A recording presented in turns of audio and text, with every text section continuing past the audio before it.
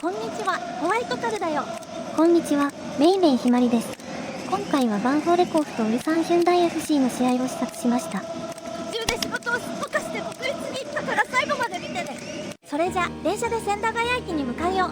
今回は2戦目だから延長戦や PK 戦を見越しての18時キックオフなのね。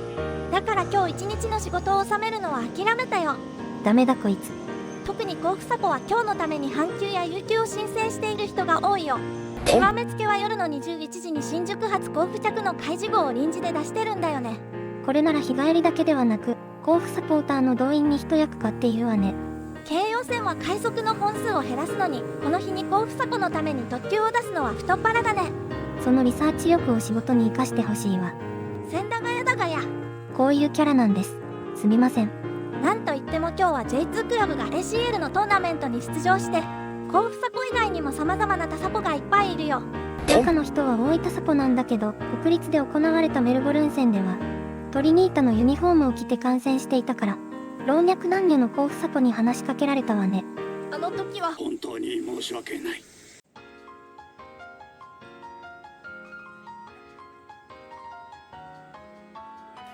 国立競技場に着いたよ。ファーストレグではウルサンが甲府に 3-0 で勝利したわね。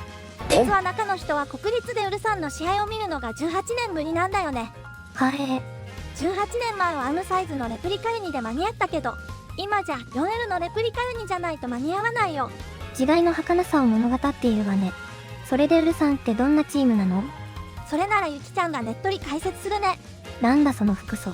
ウルサンは2年連続でリーグを優勝していて、監督はレイソルにも在籍していた本名も監督だよ。本名もとか懐かしいな。中の人はアンジョンファン推しだよ。話が脱線しすぎだろ。先にウルサンの守備について話すね。ウルサンは守備時は4バックで、ボール保持時には3バックの陣形だよ。暇人にしかできない分析だね。選手同士のコミュニケーションで守備枚数を変えられるのは強強だね。ウルサンが攻撃を受けても5秒で3バックから4バックに変えられる切り替えの速さは手本にしたいわね。ウルサンの守備は4バックがメインだけど、マイナスからのクロスが弱い印象を受けるよ。確かにディフェンスラインがずるずる下がっているわね。ディフェンスラインが下げられた結果、マイナス方向にスペースが生まれたんだよね。これもウルサンの失点シーンなんだけど、速いパス回しで失点しているよ。パステンポが速いからプレスが空転されているわね。甲府も高い位置でボールを奪ってからのショートカウンターが得意だから得点チャンスが高くなると思うよ。次にウルサンの攻撃について話を移すよ。なんといってもサイド攻撃がメインになるよ。特に両サイドの外に走り込んでいる選手がいるから、ウルサンはパスコースに困らず流動的な攻撃も兼ね備えているよ。カウンターでも数的優位を作り出せるのはさすがだわ。さらに話を付け加えると、ウルサンはサイドで大外に走っているからファーサイドが有利になるよ。ファーサイドに起点がいればシュートだけではなく、折り返しもできて選択肢があるのね。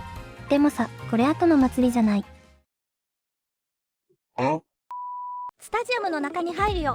今回も甲府サポ以外に様々なサポーターが来ているわね。バンフォーレ甲府公式以外にも SNS インフルエンサーの呼びかけも功を奏して、本来であれば国立開催で赤字見積もりだったのが、観客動員数が増加したことで黒字転換したんだよね。黒字転換、なんと甘美な言葉。甲府の試合にもかかわらず、自分の応援するユニフォームやマフラーを着て応援する寛容さも人気を博したよ。これは ACL という環境でなければ実現し得ない光景ね。そう、まさしくこれは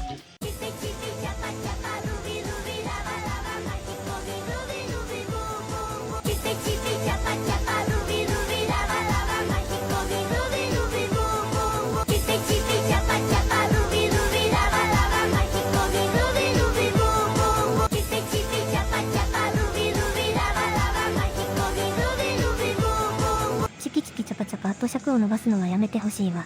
もうすぐキックオフだよ。甲府で注目している選手はいるかしら？なんといっても今年から10番をつける鳥海選手に注目だよ。鳥海選手は2021年に大卒で甲府に加入して以降、スタメンとして張り続けている J2 ではチート級の選手ね。彼はドリブルにおいても斜めにボールを運んで、パスの出しどころを作るのがうまい選手だよ。甲府には三平選手や宇高選手などボールの受け取り方がうまい選手が揃っているから、甲府の攻撃サッカーを牽引していると言ってもいいわね。鳥海選手は代表でも見てみたいし、なんならヨーロッパでも十分に活躍できる選手だと思うよ。まさしく彼は軽軍の一角として J2 どころか J リーグ全般を代表するアタッカーだよ。それじゃ試合を。黙っていきましょう。試合は前半11分に甲府は失点を許してしまうよ。黙って試合を見るんじゃなかったのか。ウルサンの攻撃パターンである大外からの飛び出しが生きたゴールだよ。しかもポストの跳ね返りにファーで構えていた選手が甲府の死角になる位置取りだったからお見事だったね。これは単なる甲府の失点シーンだと思うんだけど。こっち見て。甲府の木村選手なんだけど、味方に切り替えを促すシーンはプロを感じるよ。実は木村選手はマリノスから加入したばかりの選手だよ。加入して2ヶ月でこの馴染み具合は甲府のフロントもよく見ているわね。甲府は失点を許してから怒涛の攻撃を開始するよ。ウルサンのキーパーは韓国代表のチョウ・ヒョヌ選手が当たっていたわね。後半に入っても甲府は攻撃の手を止めないよ。甲府はウルサンの特徴を理解した戦い方をしていたわね。多少強引でもシュートを打って相手に当たってマイボールやコーナーキックでボールを支配していくよ。そして後半43分に甲府のコーナーキックから三平こと三平選手が魂の同点ゴールをゲットしたよ。中の人も喜んでてさ。このままで試合を終わらせないのがヴァンフォーレ甲府だよ。これには甲府サポ以外に田迫さんも大喜びだね。メインもバックスタンドも全員総立ちで喜んでいるのは印象深いね。後半のスタイムにウルサンのカウンターから勝ち越しゴールを決められてしまうよ。これに関してはウルサンの力技というか意地を垣間見たわね。前の試合でアドバンテージがあるとはいえ、ウルサンがしっかり戦ってくれたのはリスペクトね。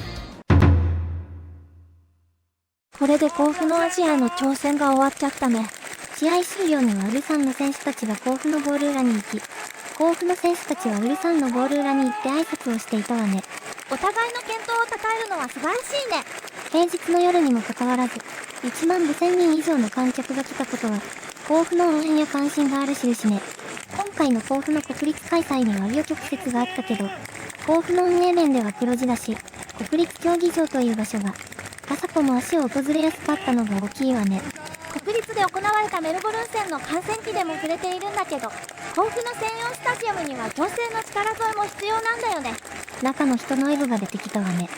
試合後の三平選手のインタビューでも専用スタジアムについて触れているから、スタジアム建設への下地となれば良いけど、どこまで行っていいのかわからないけど、山梨の人たちは我々は統計ではないということを県政に示してほしいと思うよ。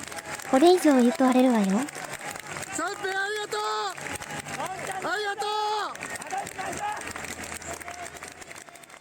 それじゃ帰るよ。2024年の J2 リーグ開幕まで残りわずかね。今年もこのチャンネルでは玉目ことずんだもんが大分トリニータの観戦記を担当するよ。四国メタンさんを忘れないでね。次回の投稿は3月10日に行われる藤枝マイ FC と大分トリニータの試合を観戦するよ。試合日から3日後には投稿できていると思うから首を長くして待っててね。それで私たちはどうなるの？次回は代表戦の観戦記で登場するわよ。相手はどこだっけ？